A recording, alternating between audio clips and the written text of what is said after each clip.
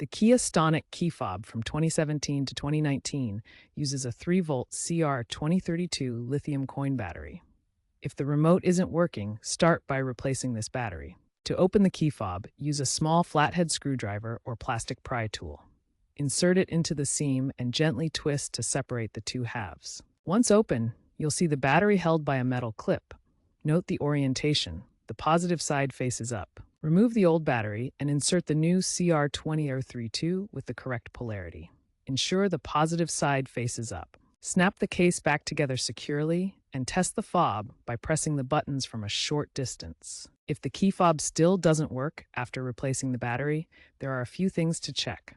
First, ensure the battery is correctly installed. Next, try cleaning the battery contacts inside the fob with isopropyl alcohol.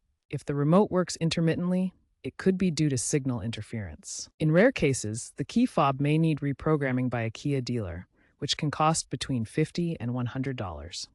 Remember to handle the battery with dry hands to avoid corrosion. And dispose of the old battery properly, as lithium batteries are hazardous waste. Consider using aftermarket key fob protectors to extend battery life. If problems persist, consult a professional to avoid voiding any warranties.